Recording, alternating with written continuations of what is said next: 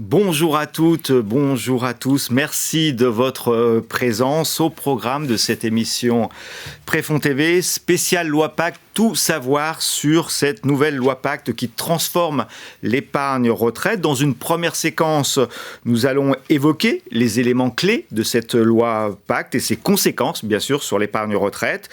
Vous saurez tout ce qu'il est important de connaître sur l'épargne retraite. Ensuite, le point préfonds qui vous expliquera, lui, à son tour, tout ce qu'il faut savoir également sur votre épargne retraite préfonds. Nous terminerons dans une troisième séquence avec les questions concrètes que se posent les affiliés et nous apporterons toutes les réponses. Notre direct durera 30 minutes.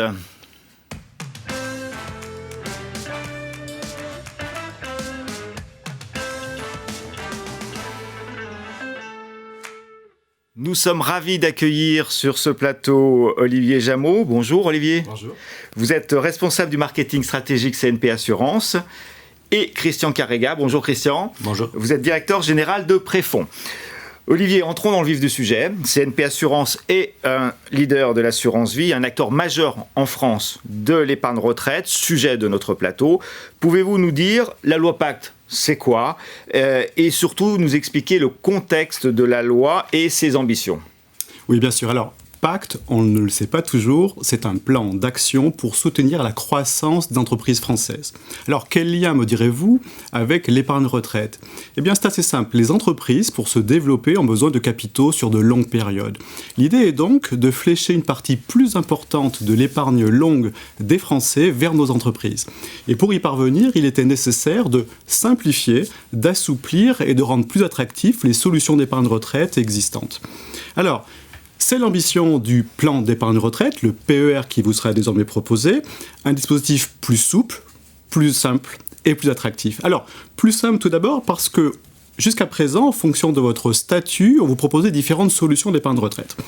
Vous êtes salarié du privé, votre employeur peut vous proposer de l'épargne salariale, votre banquier ou assureur peut vous proposer un plan d'épargne retraite populaire.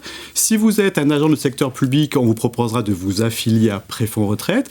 Et enfin, si vous êtes non salarié, on proposera sans doute un contrat dit Madelin. Voilà.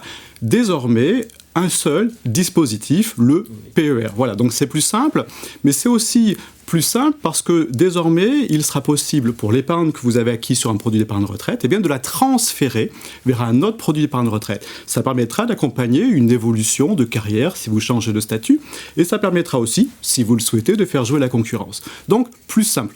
Plus souple également est le PER. Pourquoi ?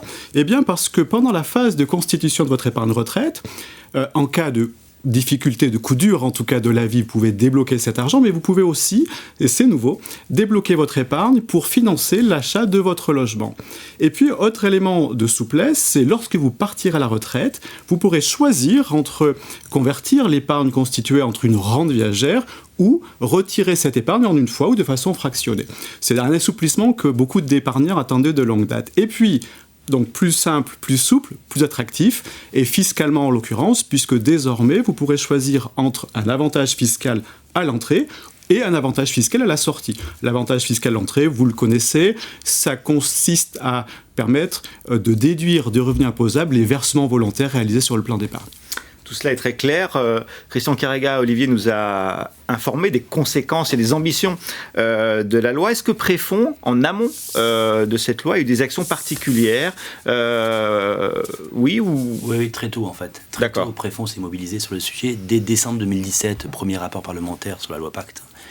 Nous souhaitions prendre contact avec les cabinets ministériels, avec les pouvoirs publics, avec la direction du Trésor, pour prendre en compte les caractéristiques, les particularités des régimes en points et du régime Préfonds Retraite. Rappelons que Préfonds Retraite, c'est le leader en France de l'épargne retraite. 15% des flux annuels, il était nécessaire d'être présent de manière à s'assurer que les intérêts de nos affiliés étaient bien pris en compte et bien protégés, ce qui est le cas avec le nouveau dispositif. Donc dans le contexte de cette nouvelle loi qui est opérationnelle, si je puis dire, depuis le 1er octobre 2019, c'est bien ça, hein, oui. Il est important de connaître aussi la vision des clients et des agents du service public. Nous savons tous que les Français épargnent beaucoup, mais qu'ils estiment en même temps ne pas toucher une retraite de premier niveau satisfaisante. Alors, l'épargne retraite, d'ailleurs, permet de compléter et de percevoir une pension complémentaire. Olivier Jameau, CNP Assurance a effectué récemment une grande enquête auprès des Français, dont des agents des services publics. Est-ce que vous pouvez partager les principaux enseignements de cette enquête ? Alors, nous sommes en effet toujours très attentifs à l'évolution des attentes des Français en matière d'épargne longue. C'est dans ce cadre que nous sommes allés à leur rencontre. Nous avons organisé des tables rondes dans différentes régions et puis nous avons fait une grande enquête, comme vous le disiez, auprès de 1700 épargnants. Une enquête réalisée avec l'Institut de sondage Kantar. Alors, que peut-on retenir de ces études ? Eh bien, tout d'abord, sur la retraite, nous avons constaté que lorsqu'ils pensent à leur retraite, les 3/4 des agents de service public sont très inquiets de leur pouvoir d'achat, en l'occurrence d'une baisse du pouvoir d'achat. Une crainte qui, sans doute, explique que leur premier motif d'épargne, c'est de préparer cette retraite, un motif d'épargne au-delà d'une épargne de précaution, bien sûr. Sur le choix du produit d'épargne retraite, nous avons appris que le premier critère de choix de leur produit d'épargne retraite, c'est de choisir un produit qui garantisse, qui sécurise le capital investi. Il y a un besoin de sécurité qu'on retrouve d'ailleurs sur le choix de l'organisme qui gérera ce futur plan d'épargne retraite, puisque leur premier critère, nous disent-ils, eh bien, c'est d'avoir un organisme qui est solide financièrement. Voilà. Et puis, dernier point, c'est concernant les mesures dont nous parlions tout à l'heure, le constat que la possibilité de débloquer son épargne pour financer son logement est bien perçue pour ceux qui ne sont pas encore propriétaires et uniquement pour ceux-ci. Par contre, le fait de pouvoir choisir entre une sortie en capital et en rente viagère à la retraite, c'est, du point de vue de la plupart des agents du service public, effectivement, une des mesures les plus incitatives de ce nouveau dispositif. Très bien. Christian Caraga, qu'est-ce que vous en pensez ? Olivier vient de nous partager quelques conséquences, quelques résultats de cette enquête. Alors, on retient en fait les éléments clés, enfin les mots essentiels, sécurité, solidité, spécialiste en fait.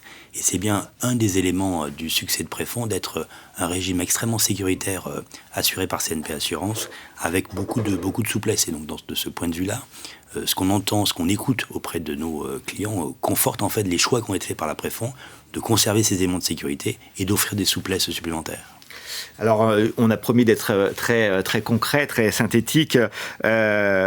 Olivier Jameau, en synthèse, pour les affiliés Préfonds, quelles sont les principales nouveautés avec le PER ? Alors, sur vraiment très synthétique, retournons-en deux.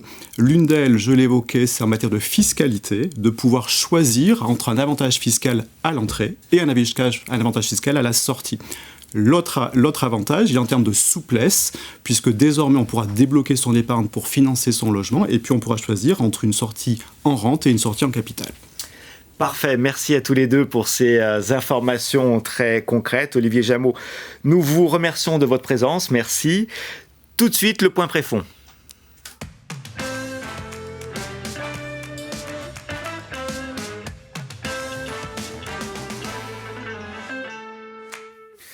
Pour cette nouvelle séquence, nous allons parler spécifiquement et très concrètement d'ailleurs de l'épargne retraite Préfonds.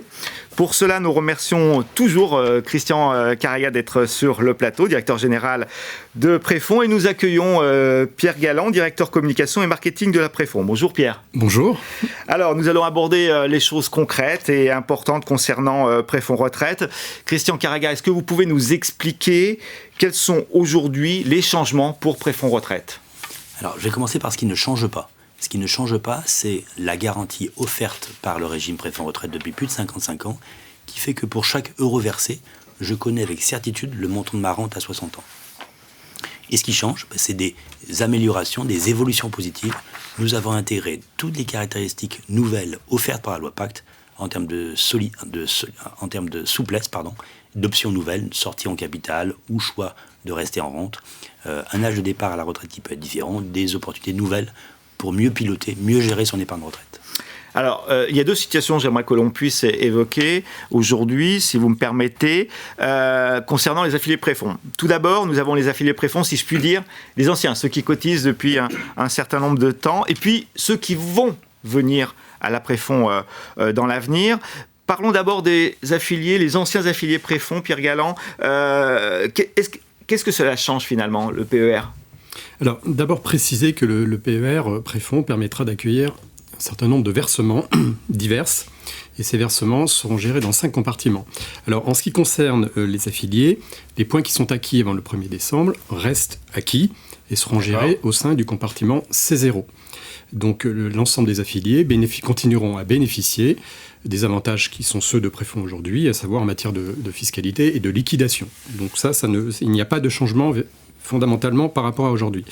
Ce qu'il faut préciser également, c'est que tous les affiliés qui souhaiteraient convertir leurs points au sein du compartiment donc, C1, donc pour bénéficier de l'ensemble des avantages du PER Préfonds, pourront effectivement le faire sur demande, donc procéder à cette conversion de leurs droits à compter du 1er janvier prochain jusqu'au 31 décembre 2022. D'accord, donc c'est très clair pour les affiliés actuels de la Préfonds. Pour les futurs, ceux qui vont venir, comment cela va se passer concrètement aussi ? Alors, je crois qu'il ne faut pas raisonner en termes d'anciens ou de nouveaux affiliés. En fait, il s'agit des versements qui seront effectués à partir du 1er décembre. Donc, l'ensemble de ces versements seront gérés selon les caractéristiques du PER Préfonds et s'inscriront véritablement dans cette nouvelle réglementation. Donc si je décide de verser, et j'ai fait le choix de la déductibilité, mes droits seront gérés au sein du compartiment C1. Si je décide qu'ils ne soient pas déductibles, ils seront gérés au sein du compartiment C1 bis. Et s'agissant des autres versements que je pourrais effectuer, qu'il s'agisse de l'épargne salariale ou de l'épargne d'entreprise, ceux-ci seront respectivement gérés au sein du compartiment C2 et C3.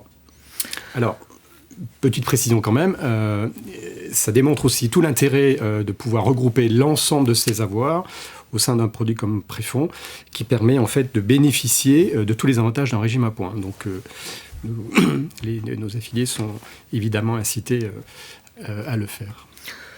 Merci, tout cela est vraiment très clair. Alors on avait évoqué lors de ce plateau que nous allions être également très synthétiques, Christian Carrega. Quels sont les 2 ou les 3 points d'attention que doivent avoir les affiliés Préfonds selon vous ? Alors je vais en prendre un seul pour être plus synthétique encore. C'est le mois de décembre qui arrive, c'est le moment de faire un versement sur son régime Préfonds retraite afin de payer moins d'impôts. Puisque l'ensemble des versements que je ferai en décembre sur le PER Préfonds retraite viennent réduire le revenu imposable. Il n'est plus question de moyenne, d'année blanche et toutes ces tracasseries qu'on a connues les années passées. L'ensemble des versements sur le régime Préfonds retraite, parce qu'il est PER, à partir du 1er décembre, viennent réduire mon revenu imposable. Donc c'est le moment ou jamais de réduire son impôt. Alors justement sur l'aspect fiscalité, revenons à 30 secondes sur ce point-là. Pouvez-vous nous parler précisément la fiscalité du PER à l'entrée, à la sortie, en capital ou en rente? C'est peut-être un petit peu compliqué pour les affiliés Préfonds et pour tout le monde. Est-ce que vous pouvez préciser? Alors la fiscalité, c'est toujours complexe. On va essayer de faire simple. Je ne traite pas le cas de la fiscalité pour les affiliés qui ont des régies, qui ont un compartiment de C0, puisque celle-là on la connaît. Je suis imposé sur la rente après un abattement de 10% et j'ai une fiscalité prélèvements sociaux qui est minorée à 9,1%. D'accord. À partir du 1er décembre, tout ce que je verse, selon que ce soit sur le C1, c'est-à-dire déductible du revenu imposable, ou le C1 bis, la fiscalité à la sortie est différente. Alors, j'ai versé sur le C1, c'est-à-dire que j'ai bénéficié au départ de l'avantage fiscal. À la sortie, ma rente sera imposée à l'impôt sur le revenu, moyennant un abattement de 10%. Et mon capital sera lui imposé sur l'impôt sur le revenu. Si par contre, je n'ai pas choisi de déduire de mes revenus imposables mes cotisations, c'est le C1 bis, à ce moment-là, à la sortie, je ne suis imposé que sur une partie de la rente, une partie qui est d'autant plus faible que je suis âgé, et je ne serai imposé que sur les plus-values du capital. Et en termes de prélèvements sociaux, on est sur un prélèvement social à 17,2%, mais qui est assis que sur une partie de la rente, ou qui est assis uniquement sur les plus-values. Donc une fiscalité finalement qui est favorable à la sortie si je n'ai pas choisi la fiscalité à l'entrée. Merci pour ces explications très concrètes sur le PER Préfonds.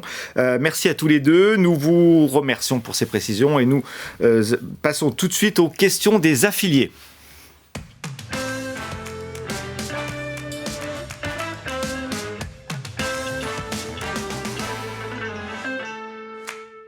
Le point question est toujours très apprécié par les affiliés Préfonds. Vous nous posez des questions et pour y répondre, nous avons le plaisir d'avoir à nouveau sur le plateau Christian Carrega, directeur général de Préfonds, et Pierre Galland, directeur communication et marketing de la Préfonds.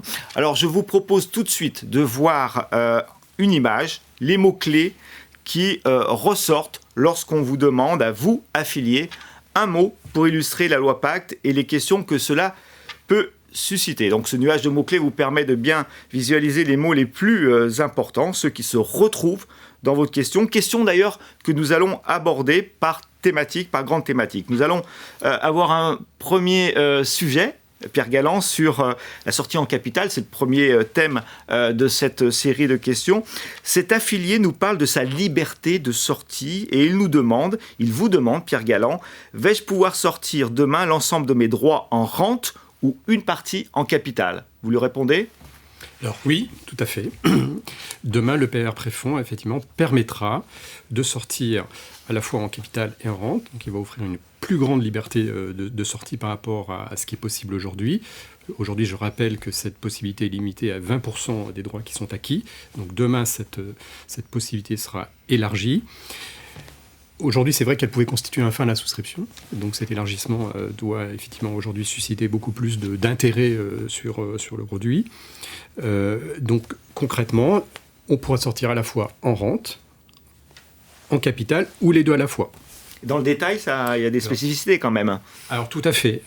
Concrètement, ça se passera de la manière suivante. Soit je décide de sortir 100% en rente, soit je décide de sortir 75% en rente et 25% en capital, 50% en rente, 50% en capital, 25% en rente, 75% en capital, ou 100%. Évidemment 100% en capital.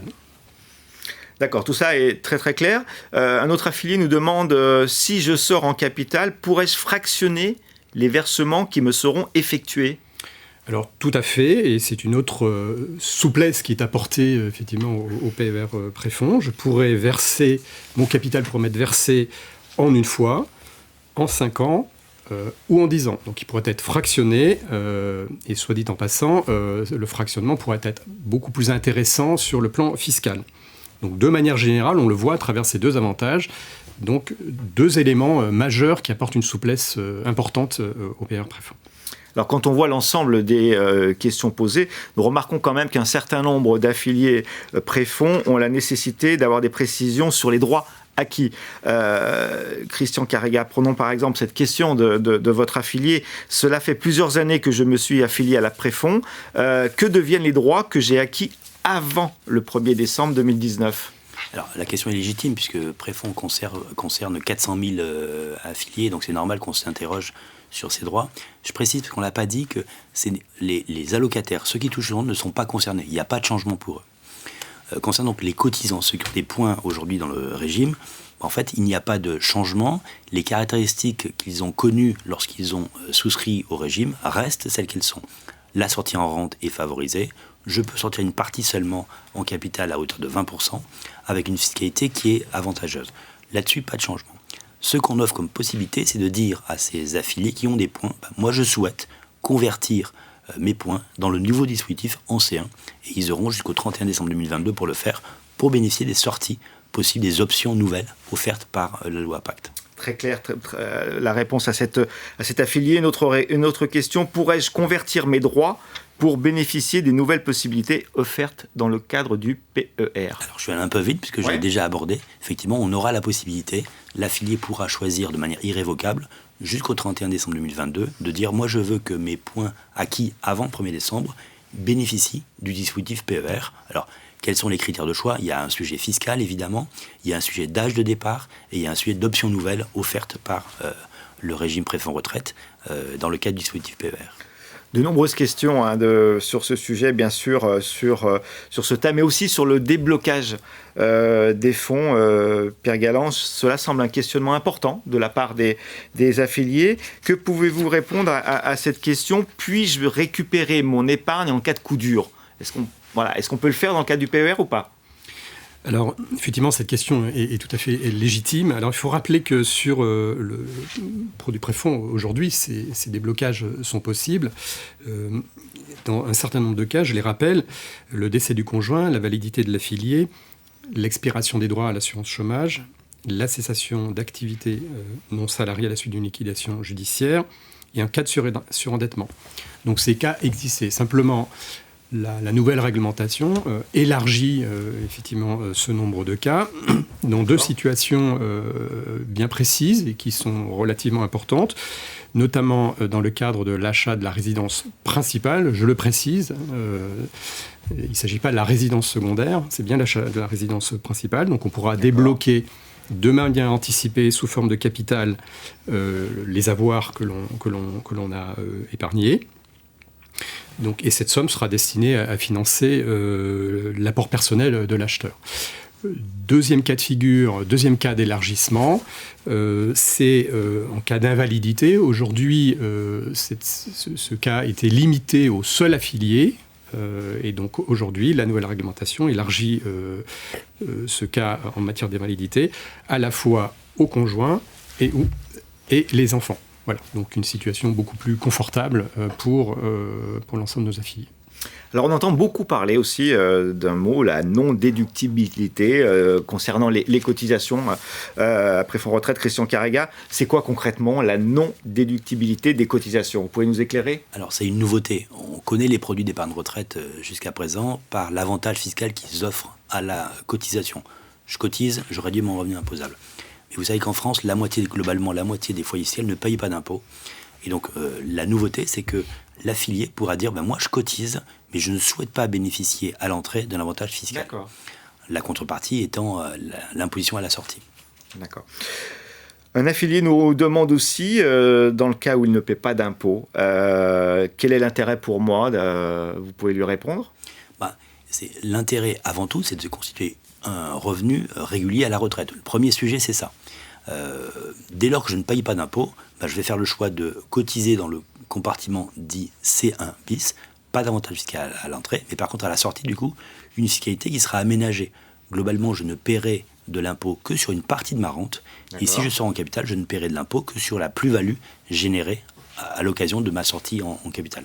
Donc une vraie situation qui permet à la fois à ceux qui payent de l'impôt et à ceux qui n'en payent pas d'avoir un avantage à cotiser à l'épargne retraite. Parfait.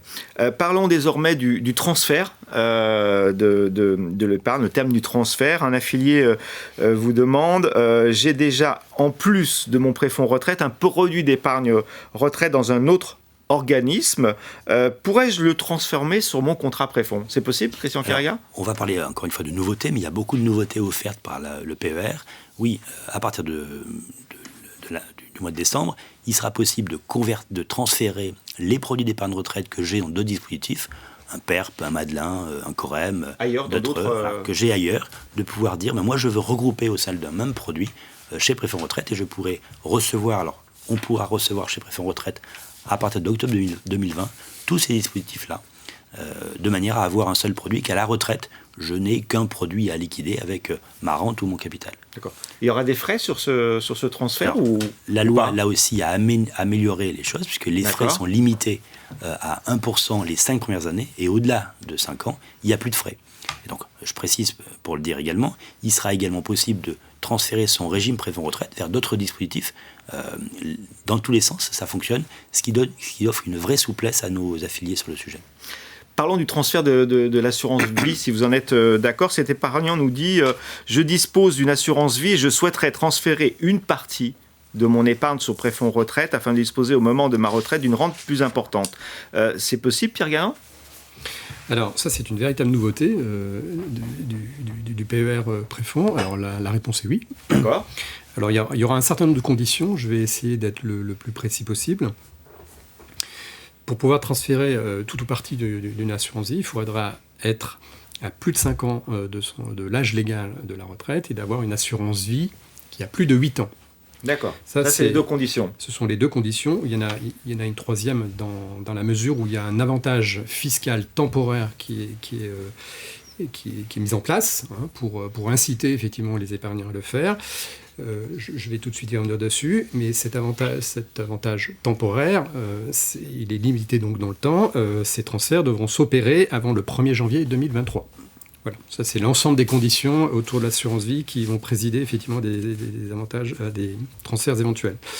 Alors, ça a été mis en place clairement pour encourager je dirais, le lancement du PER et de permettre, je dirais, aux épargnants de pouvoir effectivement acquérir une épargne qui soit la plus importante possible le moment venu.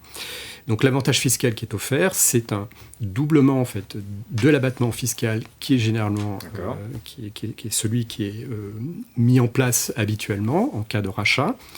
Cet abattement fiscal, il s'élève aujourd'hui à 4 600 euros pour un célibataire et 9 200 euros pour un couple. Cet abattement sera doublé en cas de transfert, en tout cas en cas de rachat de son assurance vie pour le transférer sur un contrat préfonds. Il y a un deuxième avantage fiscal qui sera également mis en œuvre. C'est tout l'intérêt effectivement de procéder à ce type d'opération.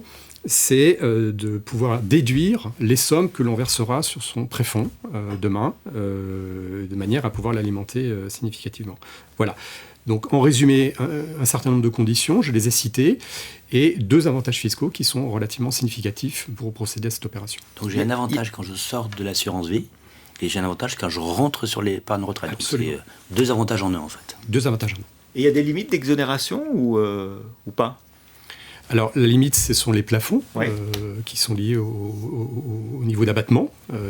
Donc, on a tout intérêt, effectivement, lorsqu'on va faire un transfert de l'assurance vie, de calculer les sommes que je vais racheter en fonction de ces niveaux d'abattement. D'accord. Donc, nous l'avons vu avec ces questions des affiliés préfonds, beaucoup de changements, beaucoup de questions. Alors, spontanément, une question me vient à l'esprit, mais est-ce qu'il y a des choses qui ne changent pas, Pierre ? Est-ce que vous pouvez nous dire ce qui reste valable hier, c'est ce qui est toujours vrai demain ? Alors, ce qui ne change pas... alors, effectivement, le législateur a souhaité simplifier le cadre, je dirais, légal qui préside à l'épargne retraite. On l'a vu, on en a beaucoup parlé, pour le simplifier. Par contre, il y a des choses, effectivement, qui ne changent pas et qui ne changeront pas, et il faut le préciser. C'est que préfonds retraite reste le seul régime en points qui garantit que pour chaque euro cotisé, on connaît sa rente, immédiatement le montant de sa rente qui sera versée à 60 ans. Donc ça, c'est un point fort. Le préfonds est le seul régime à pouvoir se targuer de cet avantage aujourd'hui sur le marché. Et surtout, la rente acquise ne peut pas baisser. Donc quand on souhaite se constituer donc un complément de revenus qui soit significatif dans le cas d'une retraite sereine, donc il est important d'épargner en connaissant ces deux éléments-là. Après, je serais tenté de rappeler évidemment les autres avantages de préfonds. On parlait tout à l'heure de sécurité, de stabilité, etc. Effectivement, aujourd'hui, il faut rappeler que préfonds, c'est une vieille maison qui a 55 ans. Plus de 470 000 cotisants, agents et anciens agents ont souscrit chez préfonds. Préfonds est très fortement représenté auprès des pouvoirs publics et des assureurs. Et enfin, je dirais, il y a toute une démarche aussi socialement responsable qui est mise en œuvre par préfonds et qui garantit aussi cette stabilité et cette vision de l'avenir. C'est très important de le rappeler également. Alors, Christian Carrega, il semble que vous ayez un message important à passer aux affiliés préfonds. Il se pose une question très factuelle. Ai-je intérêt ou pas à verser en décembre sur mon préfonds retraite ou de le faire à partir du mois de janvier ? Vous leur répondez quoi, Christian ? Alors, j'ai dit tout à l'heure, il faut le faire en décembre. Ouais.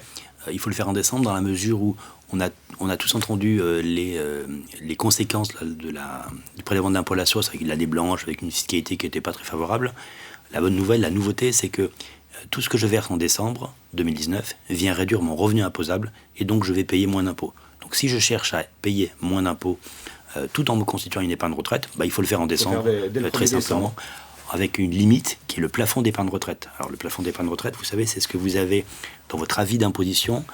Dernière page, on vous dit le maximum qu'il est possible de cotiser à l'épargne retraite, sachant que ces plafonds sont mutualisables entre les conjoints si on fait une déclaration commune, et ces plafonds sont reportables d'une année sur l'autre. Par exemple, tous les gens qui n'ont pas versé en 2018 pour ne pas, parce qu'il y avait un fiscal qui avait disparu, vont pouvoir le faire en décembre en cumulant le versement de 2019 et de 2018 pour avoir un avantage fiscal maximal.